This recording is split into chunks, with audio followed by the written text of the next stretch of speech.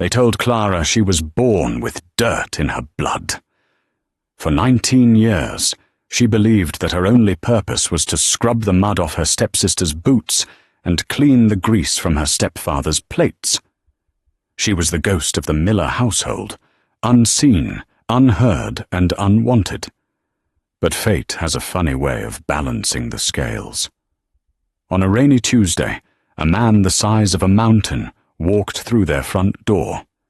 He didn't look at the beautiful sister in the silk dress. He didn't look at the greedy parents.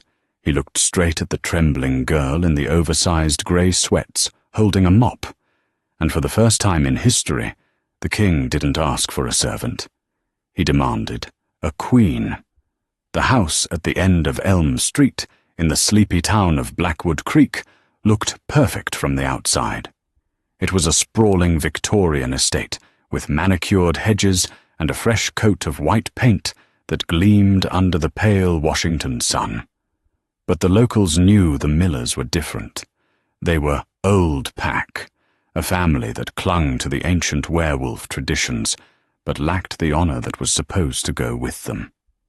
Inside, the air always smelled of lavender air freshener, used desperately to cover the scent of bleach. Clara wiped the sweat from her forehead with the back of a raw red hand. She was on her knees in the foyer, scrubbing a scuff mark on the hardwood that her stepfather, Richard, had pointed out 20 minutes ago. "You missed a spot," a voice sneered from above. Clara didn't flinch. She was used to the voice. It belonged to Isolde, her stepsister.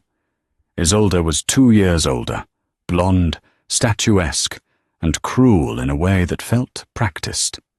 She stood at the top of the stairs, examining her nails. "I'm getting it now, Isolde," Clara murmured, dipping her brush back into the bucket of soapy water. "Don't mumble. It makes you sound like the stray you are," Isolde snapped him. "And hurry up. Mother wants the silver polished before the guests arrive next week. If the Alpha King sees tarnished silver, he might just execute us all, and I'd blame you." Clara kept her head down. The Alpha King. The name had been whispered through the house for weeks like a coming storm. Silas Vane, the Alpha of Alphas, the ruler of the Lycan syndicate that controlled the entire western seaboard.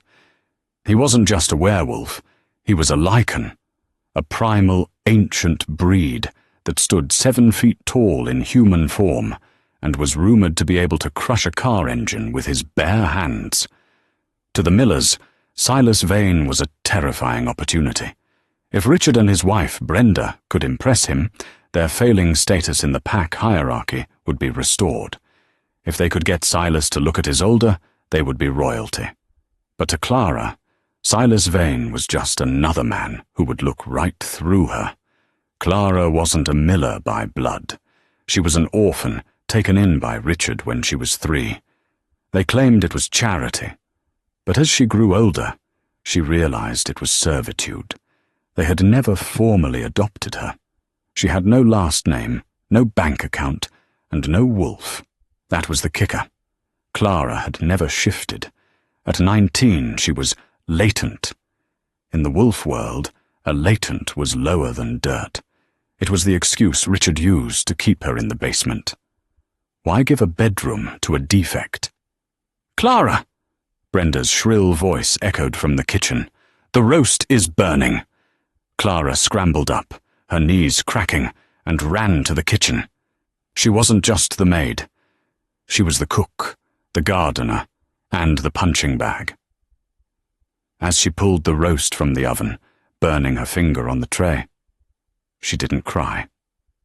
She just stared at the blister forming on her skin.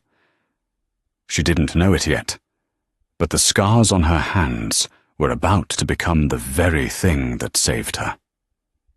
The day of the inspection arrived with a torrential downpour. The sky turned a bruised purple, and the wind howled through the Blackwood pines. The Miller household was in chaos. Brenda was screaming about flower arrangements. Richard was pacing the floor in a suit that was too tight around his midsection, and Isolde was squeezed into a red velvet gown that cost more than a car. Clara had been given her orders at breakfast.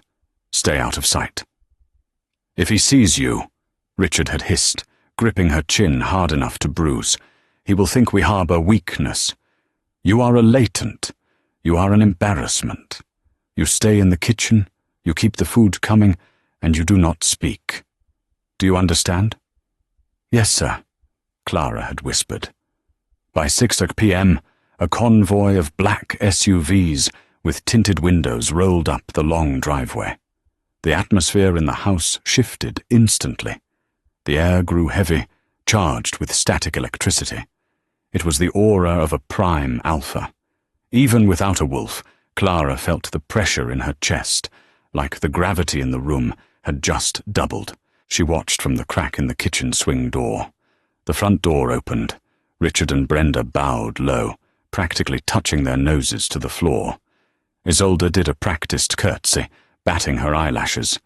2 massive bodyguards entered first, scanning the room. And then he walked in. Silas Vane. The rumours hadn't done him justice. He was colossal. He had to duck slightly to clear the doorframe. He wore a charcoal suit that strained against the muscles of his shoulders. His hair was dark, cropped short, and his face was a landscape of harsh lines and a jagged scar running from his jaw to his ear. But it was his eyes that froze Clara's breath in her lungs. They were amber, glowing, predatory, and utterly bored. "Mr. Miller," Silas said. His voice was a low rumble that vibrated through the floorboards. It sounded like rocks grinding together deep underground. "Alpha Vane," Richard stuttered. "Welcome to our humble home. We are honoured." "Skip the pleasantries," Silas cut him off, walking past them as if they were furniture. He pulled off his leather gloves. "I'm here to audit your territory finances. I've heard reports of embezzlement in this sector. If I find numbers that don't add up, I take a head. Simple as that." Brenda went pale. Isolde stepped forward, trying to salvage the mood. "Can I take your coat, my king?" she purred, reaching out. Silas looked at her hand as if it were covered in slime. He handed his coat to one of his guards instead. "No." He began to walk around the living room, inspecting the dust on the mantel, the quality of the furniture. He was like a shark circling a reef. From the kitchen, Clara's heart hammered against her ribs. She turned back to the stove to plate the appetizers, her hands shaking. She dropped a silver spoon. It clattered loudly against the ceramic tile. Clang. The sound echoed through the silent house. In the living room, Silas froze. His head snapped toward the kitchen door. His nostrils flared. "What was that?" Silas asked, his voice dropping an octave. "Nothing," Brenda shrieked quickly. "Just the help. The dishwasher is malfunctioning." Silas narrowed his eyes. He took a step toward the kitchen. That didn't smell like a dishwasher. It smelled like fear and rosemary. Richard stepped in front of Silas, a sheen of sweat on his upper lip. "Please, Alpha. It's just a latent orphan we took in out of charity. She's clumsy, mentally slow. We keep her in the back so she doesn't disturb guests." "Charity," Silas repeated the word, tasting it. He didn't believe it. The giant Lycan pushed past Richard. The sheer force of his movement sent the older man stumbling backward. Silas walked to the kitchen door and pushed it open. Clara was standing over the sink, frantically trying to scrub a spot on the counter, trying to look busy, trying to disappear. She wore a stained grey t-shirt 3 sizes too big and sweatpants with holes in the knees. Her hair was a messy brown knot on top of her head. She froze when the door opened. She didn't turn around. "Turn around," Silas commanded. It wasn't a shout. It was a compulsion. Clara slowly turned. She kept her eyes on the floor, terrified. She saw his shoes first, polished Italian leather, size 15 at least. "Look at me," he said. Clara lifted her chin. For a moment, the world stopped. Silas Vane had spent 300 years wandering the earth. He had seen wars, he had seen empires rise and fall, and he had bedded the most beautiful she-wolves in existence. He felt a nothing for them. His heart was a stone fortress. But when he looked at Clara, the fortress cracked. She was thin, too thin. Her cheekbones were sharp, her skin pale from a lack of sun. But her eyes were a startling, vibrant green, like new moss in spring. And beneath the scent of bleach and onions, there was something else, a scent that hit him like a freight train. Rain, rosemary, home.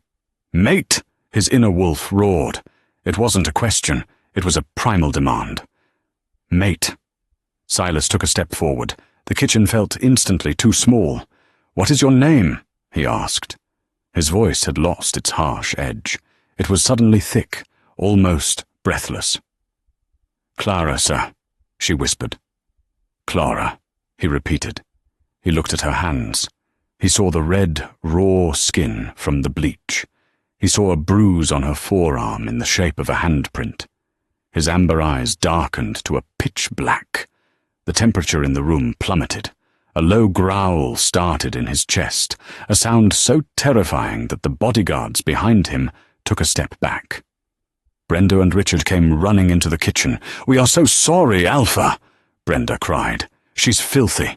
Get out, Clara. Get back to the basement." Brenda reached out to grab Clara's arm to yank her away. Snap! Before Brenda's hand could even touch Clara's sleeve, Silas moved. It was a blur of motion. He caught Brenda's wrist in mid-air. He didn't break it, but the pressure he applied made Brenda scream and drop to her knees. "Touch her again," Silas snarled, baring teeth that were suddenly longer and sharper than a human's. "And you lose the hand." He shoved Brenda away and turned back to Clara. The rage in his face vanished, replaced by a strange, intense softness. He reached out, his massive hand hovering near her face, trembling slightly. "Did they do this to you?" he asked, tracing the air near her bruised arm. Clara was shaking. She had never been defended in her life. She thought this was a trick.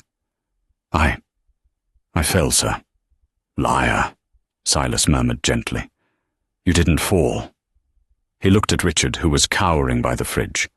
"You said she was a servant, a charity case." "She is," Richard squeaked. "She's a latent. She has no wolf." Silas turned back to Clara. He leaned down, bringing his face inches from her neck. He inhaled deeply, his nose brushing against her pulse point. Clara gasped, her legs going weak. "She isn't latent," Silas announced, straightening up to his full, terrifying height. He looked at the room with a gaze of absolute authority. "She is a wolf of the royal bloodline, whose wolf has been suppressed by trauma and malnutrition, and she is not a servant." He took off his suit jacket, a garment worth thousands of dollars, and draped it over Clara's shoulders. It engulfed her, warm and heavy, smelling of cedar and power. "She is my mate," Silas declared, "and as of this moment, she is your queen." The silence in the kitchen was heavier than the cast-iron skillets hanging from the rack. The declaration hung in the air. Queen. Richard Miller was the first to break the paralysis. His greed battled with his fear, and for a moment, greed won. "Now, hold on just a minute, Alpha Vane. You can't just walk in here and take a member of my household. We have legal guardianship papers. She is—" Silas didn't even turn his head. He kept his eyes locked on Clara, his thumb gently brushing away a smudge of dirt on her cheek. "Lucas," he said, his voice calm and deadly. One of the massive bodyguards stepped forward from the hallway. "Yes, Alpha." "Mr. Miller seems to think he has a negotiation stance," Silas said, finally turning his cold, amber gaze toward Richard. "Explain to him the property laws regarding mates." Lucas grinned, a sharp, predatory expression. "Article 4 of the Lycan Covenant states that the mate bond supersedes all human and pack laws. Furthermore, impeding a royal alpha from his mate is an act of war. Punishment is immediate execution. Lucas rested his hand on the gun, holstered at his hip. Richard turned the colour of old milk and scrambled backward, knocking over a chair. I didn't mean— Take her, please! Just don't hurt us. Silas sneered. Pathetic. He turned back to Clara. Where are your things? Clara was trembling so hard her teeth chattered.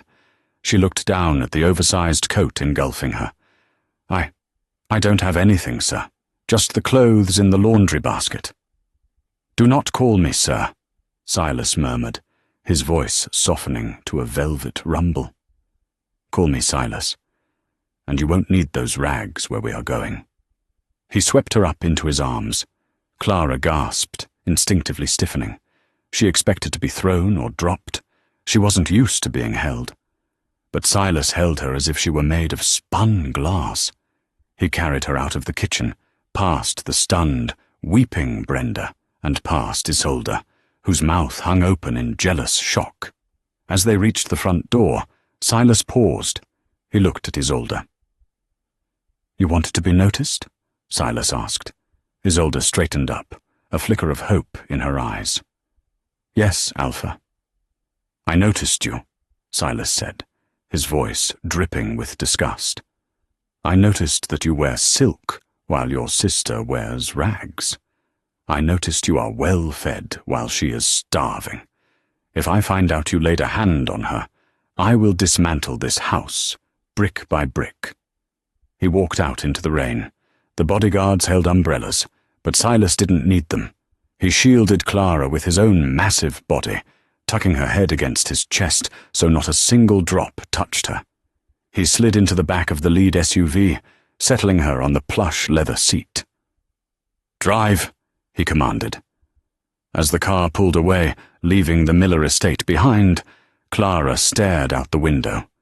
She felt a panic rising in her chest. The basement was terrible, but it was known. This luxury, this giant man, this talk of queens.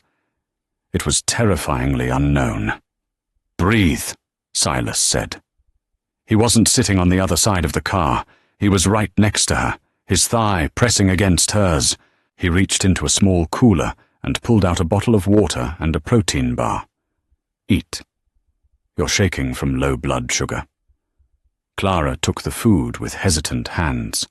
She took a small bite, then looked at him. Why? She whispered. Why are you doing this? Is this a trick? Are you going to sell me? Silas looked as if she had slapped him. The pain in his eyes was visceral. Sell you? Clara, do you know what a mate is? She shook her head. Richard said mates were for real wolves, not for latents like me. Richard is a liar and a fool, Silas growled. He took her hand, placing it over his heart. Through the expensive fabric of his shirt, she could feel the heavy, powerful thudding of his heart. It was beating in a strange, syncopated rhythm. Thump, thump. Pause. Thump, thump. My heart has been beating alone for 300 years, Silas said intensely. Since the moment I walked into that kitchen, it started beating in time with yours. You are the other half of my soul. I don't own you, Clara. I belong to you.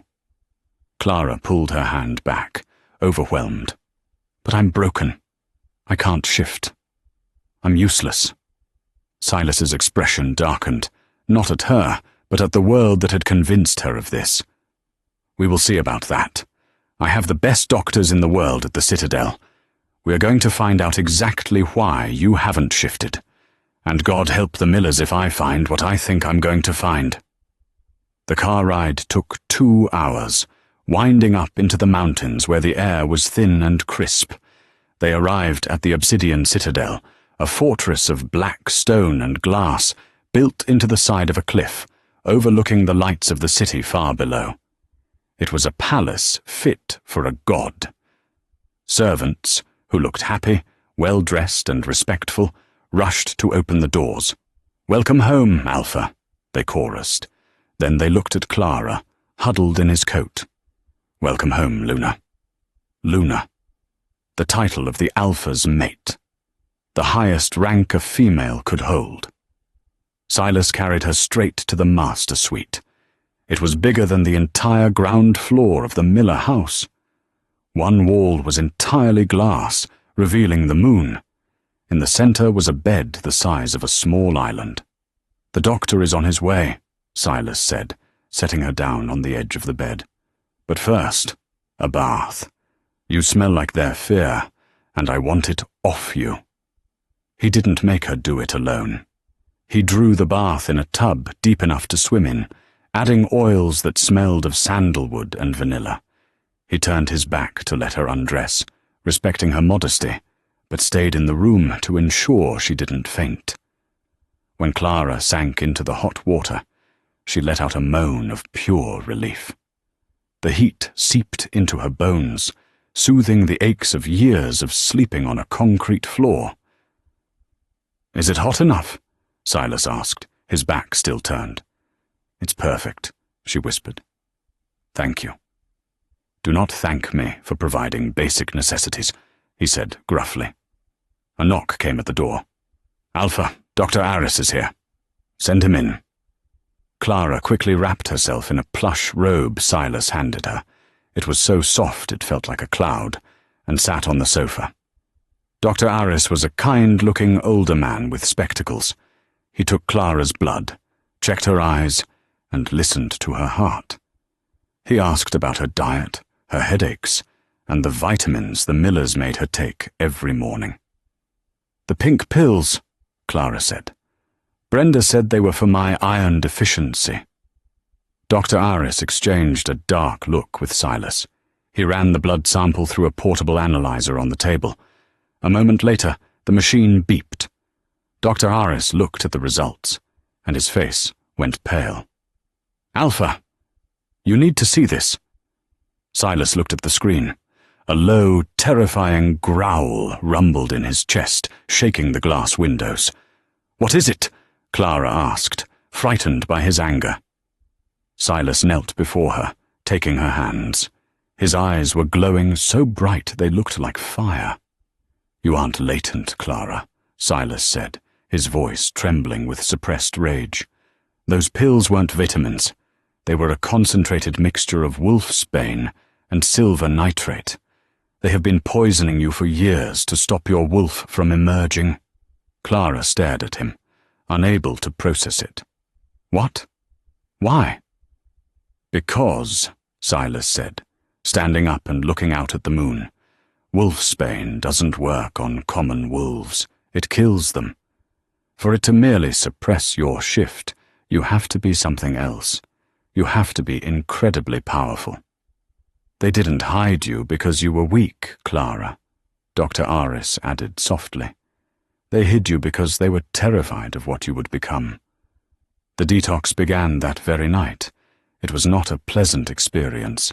As the wolfsbane left her system, Clara's body began to fight back. She developed a raging fever. Her bones ached as if they were breaking and knitting back together. She thrashed in the massive bed, crying out in pain. Silas never left her side.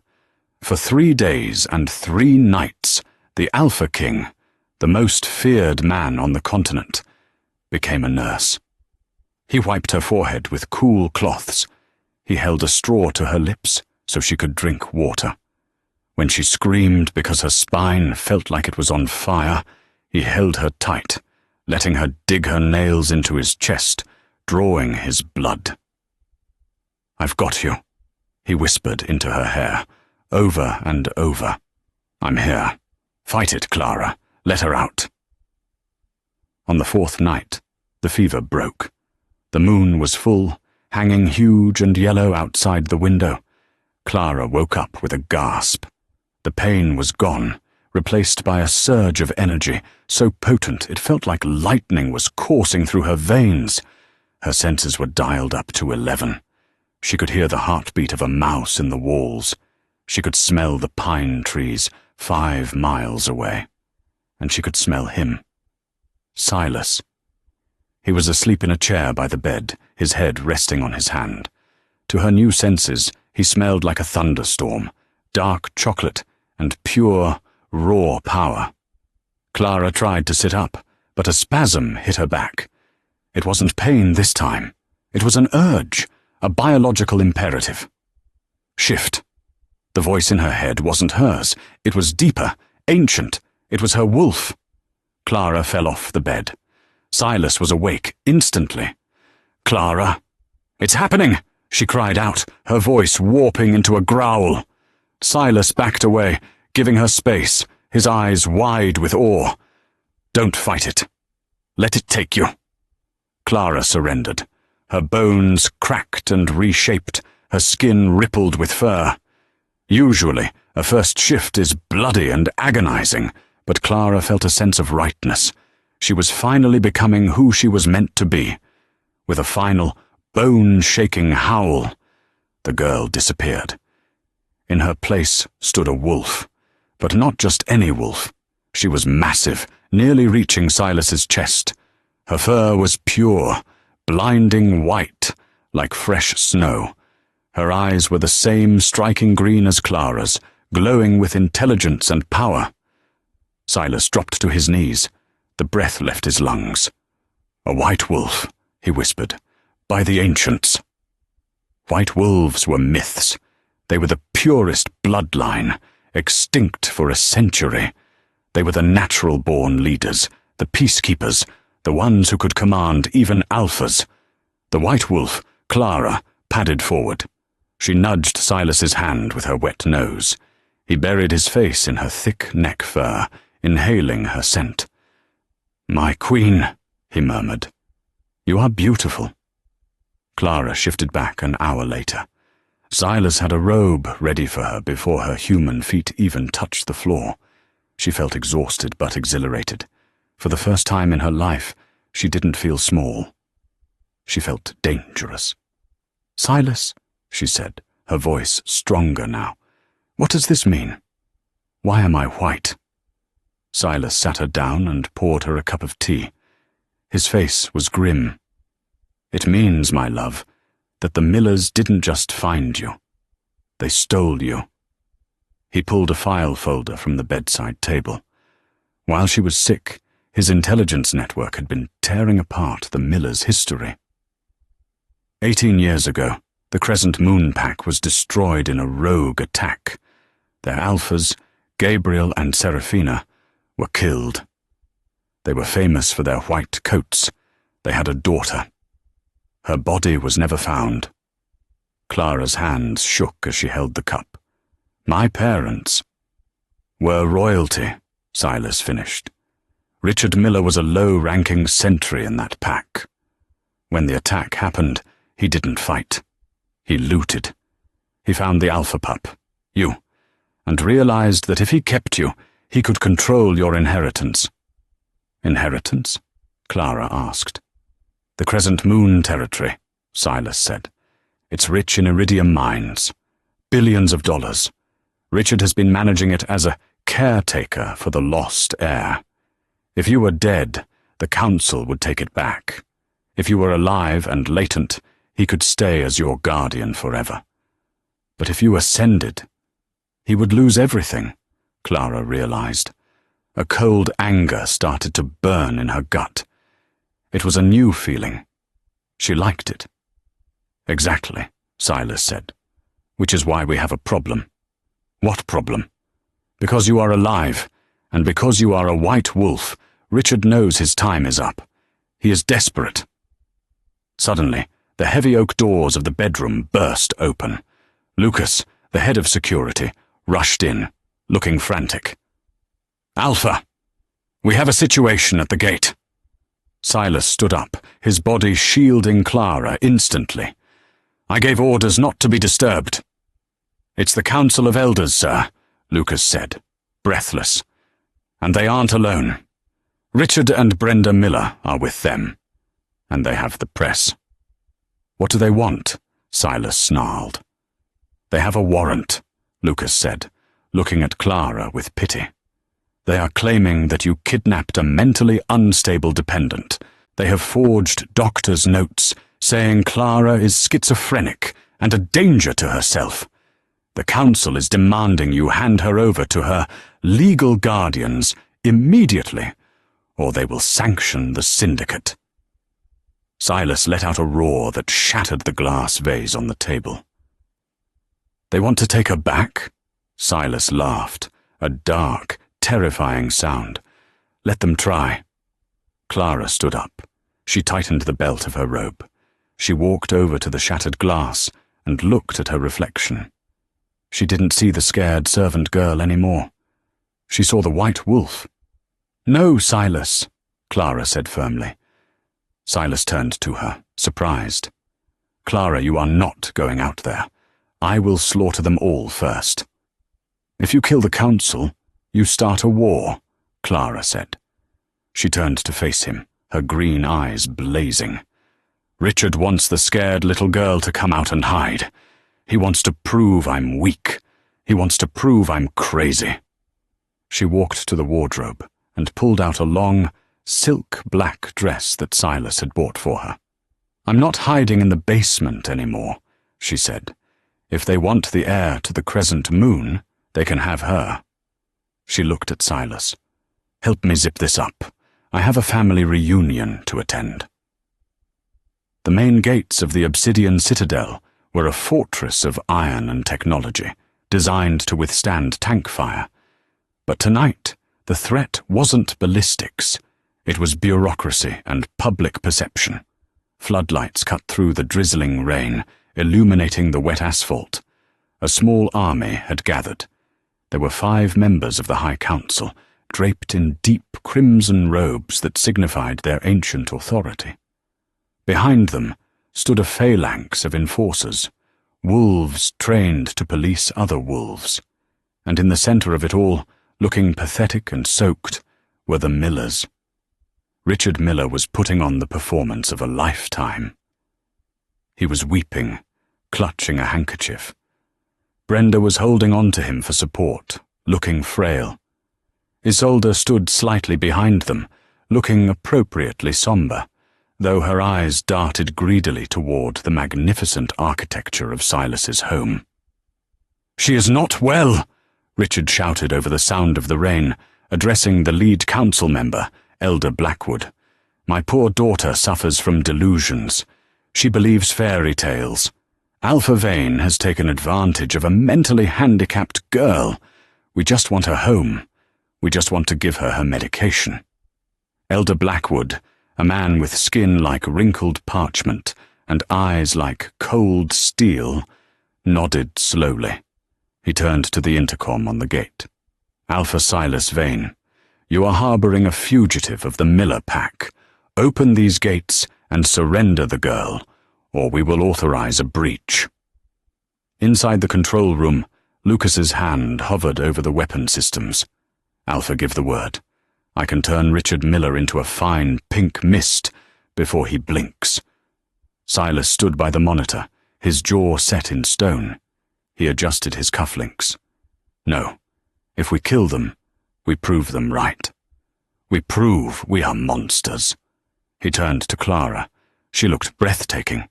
The black silk dress hugged her curves, the fabric shimmering like liquid night. She had pulled her hair back, revealing the elegant line of her neck.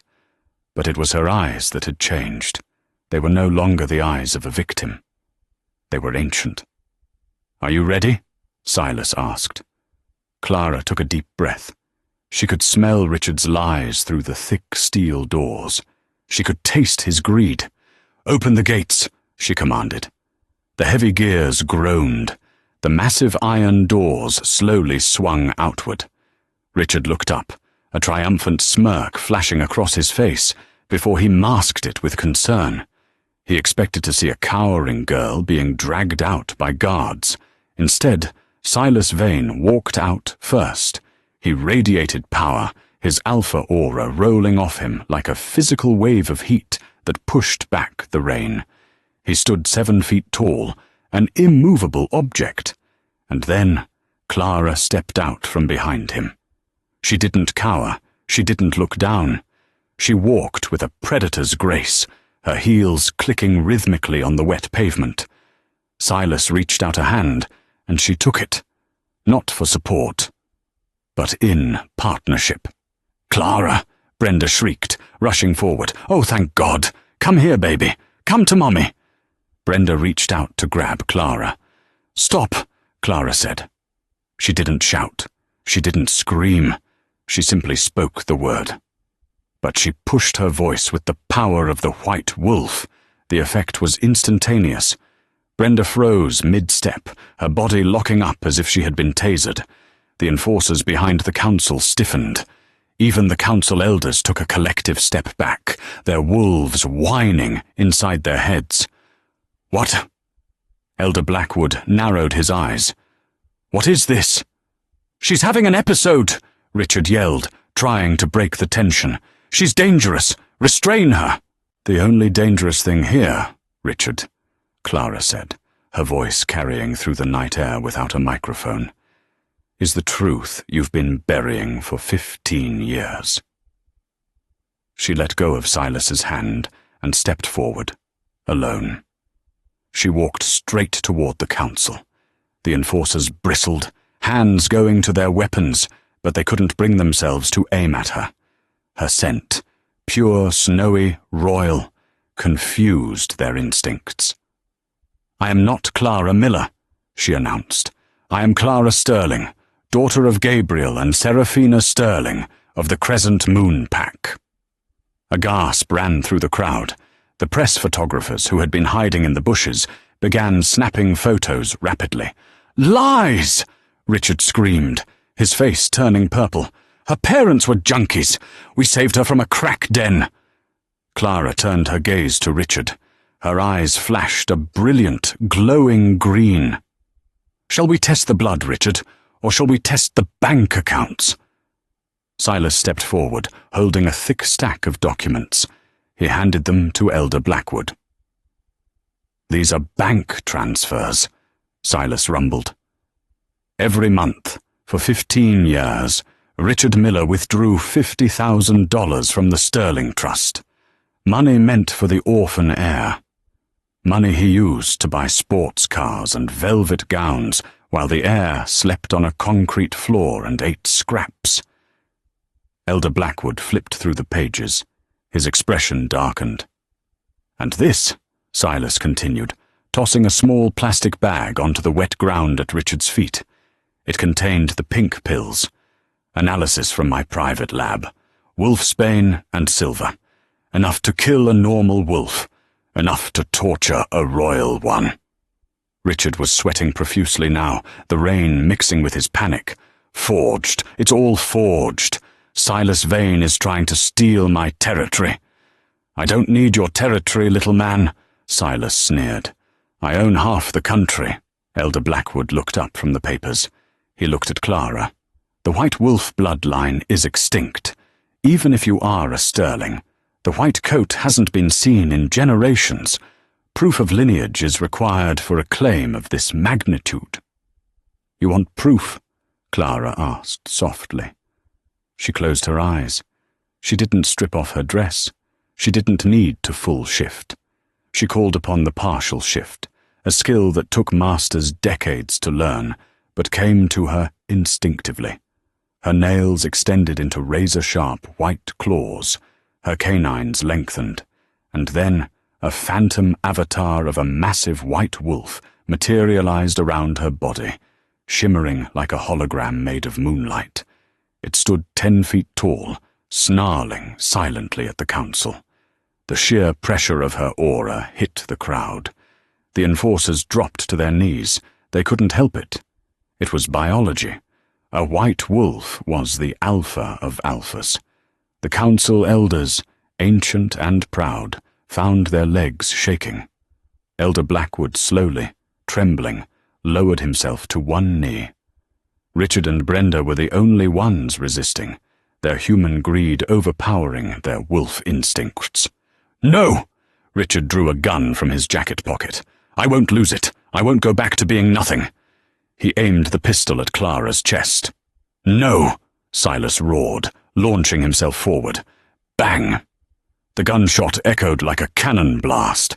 Silas hit Richard like a freight train, slamming him into the asphalt, but the bullet had already flown. Clara stumbled back, a hand to her chest. Silas froze, turning around, horror in his eyes. "Clara!" She looked down. The bullet had struck the diamond pendant Silas had given her an hour ago.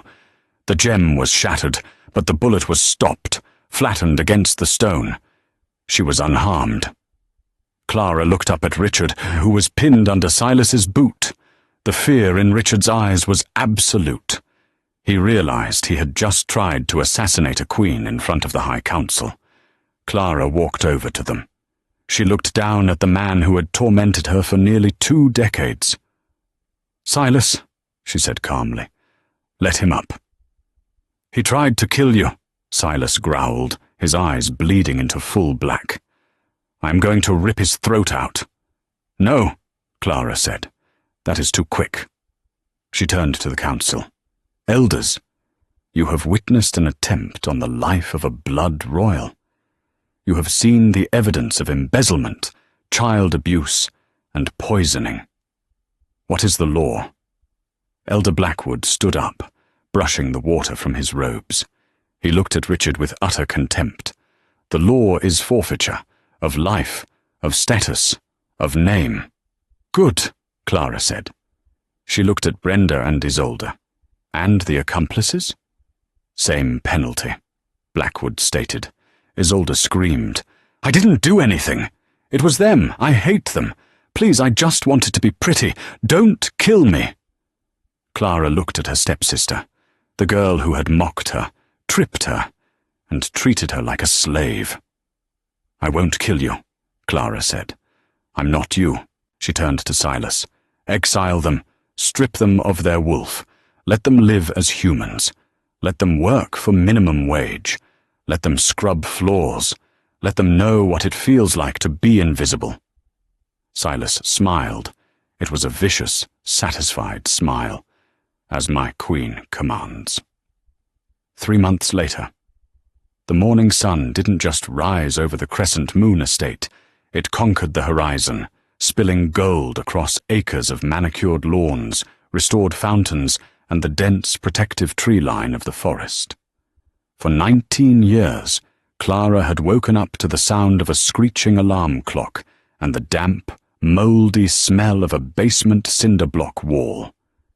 She would jolt awake, heart hammering, already anticipating the first insult of the day, the first list of chores, the first pang of hunger. Today, Clara woke up to the sensation of Egyptian cotton sheets, possessing a thread count higher than the number of words her stepfather had spoken to her with kindness. The air smelled of jasmine and fresh rain, drifting in from the open French doors that led to a private balcony. She lay still for a moment, her eyes tracing the vaulted ceiling of the master suite. It was painted with a fresco of the night sky, commissioned by her late parents, now lovingly restored by artisans Silas had flown in from Europe. She wasn't the girl in the grey sweatpants anymore. Clara sat up, stretching her arms. Her body felt different. The malnutrition was gone, replaced by lean, powerful muscle. Her skin, once sallow and bruised, glowed with the vitality of a wolf who had finally embraced her other half. The constant, gnawing ache in her bones, the residue of the poison, had vanished, replaced by a hum of energy that felt like a low-voltage wire running under her skin. She slid out of bed, her feet sinking into a plush Persian rug. She walked to the full-length mirror bordered in gold leaf. The woman staring back was unrecognizable to the ghost she had been 3 months ago.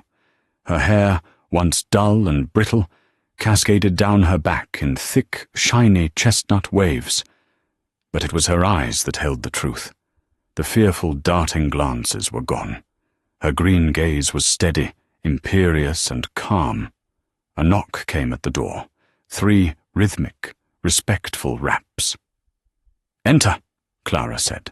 Her voice didn't waver. A team of stylists and handmaidens bustled in, carrying garment bags and cases of jewelry. Leading them was distinctively not a servant. It was Silas. The giant Lycan king filled the room. He was already dressed for the ceremony in a ceremonial military-style suit of deep midnight blue, adorned with the medals of wars he had fought and won centuries ago. A heavy velvet cape hung from his broad shoulders, clasped with the crest of the obsidian pack. He waved the staff away with a single motion of his hand. "Leave us. I wish to speak to my mate alone." The stylists bowed and scurried out, closing the heavy oak doors with a soft click. Silas crossed the room in 2 long strides. He didn't speak immediately. He just stood behind her, looking at their reflection in the mirror. He placed his massive hands on her shoulders, his thumbs tracing the line of her collarbone. The contrast was striking, his raw, jagged power against her newfound elegance. "You didn't sleep well," Silas murmured, his voice a low rumble that vibrated against her back. "I dreamt of the basement," Clara admitted, leaning back into him. "I dreamt the door was locked, and I couldn't shift." "The door is gone, Clara," Silas said, his eyes darkening with fierce protectiveness. "I had the contractors fill that room with concrete. It doesn't exist. And the people who put you there, they barely exist either." He reached into his jacket pocket and pulled out a folded dossier. He tossed it onto the vanity table. "The monthly update," he said. Clara hesitated, then picked it up. She needed this. She needed to know that justice wasn't just a word. She needed to know it was a reality. She flipped open the file. There were photos taken from a distance. The first photo showed a gritty, grease-stained diner in the outskirts of Detroit. Through the foggy window, a man was visible hunched over a sink full of dirty dishes. Richard Miller looked 20 years older. His hairline had receded, his face was gaunt, and his posture was broken.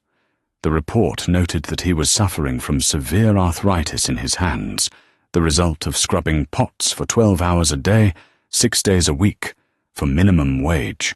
The second photo showed Brenda. She was waiting at a bus stop in the rain, wearing a tattered coat, clutching cheap plastic grocery bags. She looked confused and frightened, a stark cry from the haughty woman who used to scream about flower arrangements. And Isolde, the sister who wanted to be a queen. The report detailed her life in a cramped trailer park, with a husband who ignored her and a mountain of debt. Her social media, once filled with glitzy selfies, was now deactivated. "They petitioned the Midwest Council for aid last week," Silas said, his voice void of pity. "They claimed they were victims of a political coup. The council laughed them out of the room. Without their wolves, without their money, and without their name, they are nothing. They are ghosts." Clara closed the folder. A heavy weight lifted off her chest. It wasn't cruelty that made her read the reports. It was the need for closure. She needed to know that the monsters couldn't hurt her anymore. "Good," Clara whispered. Silas turned her around, tilting her chin up with a gentle finger. "No more looking back. Today is about the future. Today, the world sees you as you truly are." He stepped back, and with a snap of his fingers, the stylists returned. The preparation took 2 hours. When they were finished, Clara stood before the mirror, breath snagged in her throat. The dress was a masterpiece. It was a deep, verdant emerald green, the color of the forest in deep summer. It was made of heavy silk and French lace, fitted tight to her bodice to show off her curves before flaring out into a dramatic train. But the detail that mattered most was the embroidery. Woven into the lace were tiny, shimmering threads of silver, forming the pattern of wolfsbane flowers, a symbol of the poison that had failed to kill her. She wore no necklace. The neckline plunged deep, revealing the unblemished skin where the bullet had once bruised her. On her head, the stylists placed a simple circlet of white gold. "The heavy crown comes later," Silas said, offering his arm. "Are you ready, my love?" "I'm ready," Clara said, and she meant it. They walked out of the suite and toward the grand staircase. The house was humming with activity. The corridors were lined with guards, Silas's elite enforcers, who snapped to attention and bowed their heads as the couple passed. "Luna," they murmured in unison. "Alpha." As they reached the top of the stairs, the sound of the crowd hit them. It was a low roar, like the ocean. The double doors to the terrace were thrown open. Below them, the sprawling gardens of the Crescent Moon estate had been transformed into a cathedral of nature. Thousands of white roses had been woven into arches. Rows of gold Shivalari chairs were filled with the most powerful figures in the Lycan world. There were alphas from the northern territories in their fur-lined cloaks. There were sleek, corporate wolves from the city packs in tailored suits. Even the High Council, the very elders who had tried to arrest her 3 months ago, sat in the front row, looking humbled and respectful. When Clara stepped into the sunlight, a hush fell over the crowd. It was absolute silence. Then, slowly, a ripple of movement started in the front row. Elder Blackwood stood up. Then Lucas, the head of security. Then the visiting alphas. One by one, 2,000 guests rose to their feet. They didn't just stand, they lowered their heads, baring their necks in a sign of ultimate submission. They weren't bowing to Silas. They were bowing to the white wolf. Clara felt a tear prick her eye, but she blinked it away. She tightened her grip on Silas's arm. "Breathe," he whispered, squeezing her hand. "Walk with me." They descended the stairs, the music swelling, a haunting, orchestral rendition of an ancient pack hymn. As they walked down the aisle, Clara saw faces she recognized. She saw Dr. Aris dabbing his eyes with a handkerchief. She saw the old gardener, Mr. Henderson, whom Richard had fired for being too old, now wearing a new suit and beaming with pride in the third row. They reached the altar, a raised stone platform beneath the branches of the great oak, a tree that had stood on this land for 500 years. Elder Blackwood stood waiting, holding a velvet cushion. On it sat the crown of the United Packs. It was a terrifyingly beautiful object, forged from meteor iron and encrusted with moonstones and raw diamonds. Silas and Clara turned to face each other. The ceremony was not a typical wedding. In the wolf world, a union was a binding of souls, a sharing of power. "Silas Vane," Elder Blackwood's voice boomed without a microphone. "You stand before the ancients. Do you yield your autonomy? Do you bind your life force to this woman? Do you swear that her enemies are your enemies? Her hunger is your hunger, and her blood is your blood?" Silas looked down at Clara. His expression was open, vulnerable, in a way the world never saw. "I surrender it all," he vowed, his voice cracking with emotion. "I spent 3 centuries waiting for a reason to exist. I found it in a kitchen, smelling of rosemary and rain. I pledge my soul to you, Clara, in this life and the next." A soft sigh went through the female guests. "Clara Sterling," Blackwood turned to her. "You are the last of the white line. You are the alpha of alphas. Do you accept this wolf as your mate? Do you take his strength as your own? Do you swear to lead his people with wisdom and mercy?" Clara looked at the man who had saved her, the man who had washed the dirt from her hair when she was too weak to stand, the man who had looked at a servant and seen a queen. "I accept," Clara said, her voice clear and ringing like a bell. "I swear to protect this pack. I swear to rebuild what was broken, and I swear to love him until the moon falls from the sky." "Then let it be finished," Blackwood shouted. He took a ceremonial obsidian dagger and made a shallow cut on Silas's palm, then on Clara's. They clasped hands, their blood mingling. The reaction was immediate. A shock wave of power exploded from the altar. It wasn't metaphorical. A visible ring of golden light expanded outward, rustling the trees and knocking the hats off several guests. The mate bond solidified, snapping into place like a steel lock. Clara gasped as she felt Silas's emotions flood her mind. His overwhelming love, his fierce pride, his absolute devotion. "The crown!" Blackwood commanded. Silas took the heavy crown from the pillow. He didn't let the elder do it. He wanted to do it himself. He lifted the crown high. The sunlight caught the diamonds, creating a halo of rainbows. "Long live the king," Silas said, looking at the crowd. Then he looked at Clara, his eyes shining. "But bow before the queen." He lowered the crown onto her head. The moment the metal touched her brow, the crowd erupted. "Long live the queen! Long live the white wolf!" The sound was deafening. Wolves began to shift in their excitement, unable to contain their instincts. Howls rose up, joining the cheers, a cacophony of primal joy. Silas grabbed Clara by the waist and pulled her flush against him. He kissed her, deep and hard, claiming her in front of the world. It was a kiss that tasted of victory. As they broke apart, breathless, Clara looked out over the sea of cheering people. She looked past the gates, past the forest, toward the horizon. Somewhere, hundreds of miles away, Richard and Brenda were scrubbing grease off cheap plates, miserable and forgotten.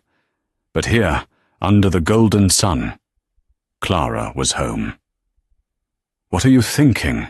Silas asked, leaning his forehead against hers. Clara smiled, a slow, dangerous, beautiful smile. She touched the crown on her head, then rested her hand over her beating heart. "I'm thinking," she whispered, "that I'm going to need a bigger palace. We have a lot of work to do."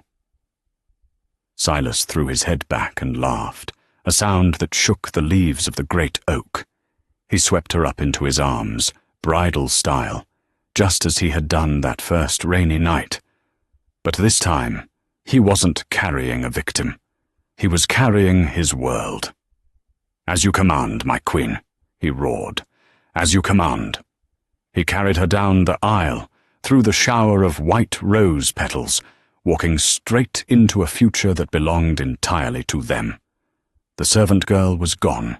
The queen had risen, and the world would never be the same again. And that, my friends, is the epic conclusion of Clara and Silas's story. From the basement to the throne, Clara proved that true nobility isn't about where you start, but who you choose to become. It's a reminder that even when the world tries to bury you, you can bloom if you just keep fighting. The Millers got the karma they deserved, and our white wolf got her king. I honestly got chills writing that final scene. Did you? If this story touched your heart or made you cheer for justice, please smash that like button right now. It really helps the channel grow, so I can bring you more epic romances.